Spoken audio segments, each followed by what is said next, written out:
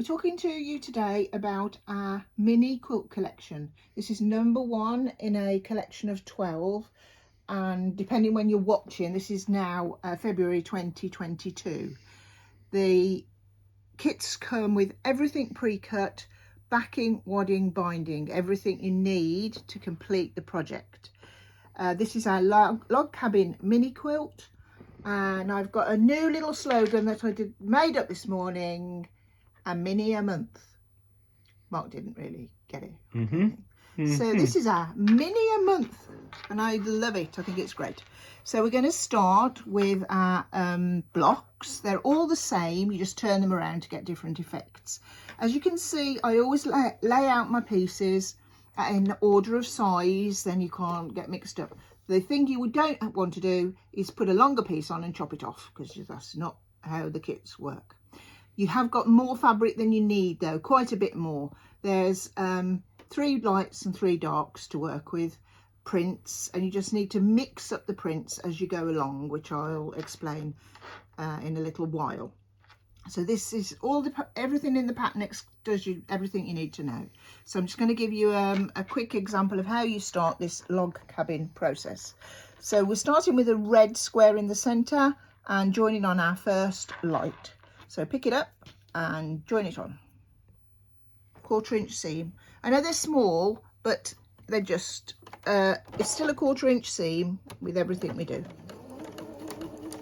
If you're not sure on your 1/4 inch, if this is your first project, check out the YouTube video on getting accuracy with your patchwork. You'll probably find it really helpful. So we're going to press towards the darkest fabric. With the log cabin, you always press on the way out from the center anyway. I'll just press that in, don't I? Right. Just because it was the darkest. So you can see this piece fits on next, and we need to do another light. You do 2 light, 2 dark, 2 light, 2 dark. So pop that onto there, line it up and stitch. 1/4 inch seam. You can transfer this skill to any size log cabin block, works the same. Press away from you, nice and flat. Don't press from the wrong side, press from the right side always, and then you get a nice flat seam rather than you can easily get a tuck if you press from the back, you know, and you squash it and then you get this little tucky bit. So we've got 2 lights, we're now going to go with a dark. So it's the right size. I've just placed it here, but you'd be going to your pile of lights and darks.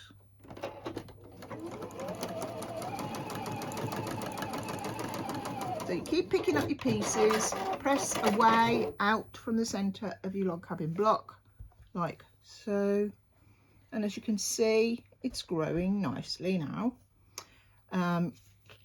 like so. So we are at this stage of that block by here. All you keep doing is adding your pieces. So another dark here, then 2 lights, another dark, then 2 lights. So we get to this stage where we've got our central squares, a light. So this is a light, a light, a dark, a dark, a light, a light, a dark. So I'm going to pop that on, put it onto there, and then we've just got 1 more dark to go. So I want to explain when we get to there. As you see, look, they fit beautifully, as long as your 1/4 inch seam is accurate. And I'll remind you again, check out the YouTube video on getting accuracy with your patchwork. It'll really help you. Press away from you.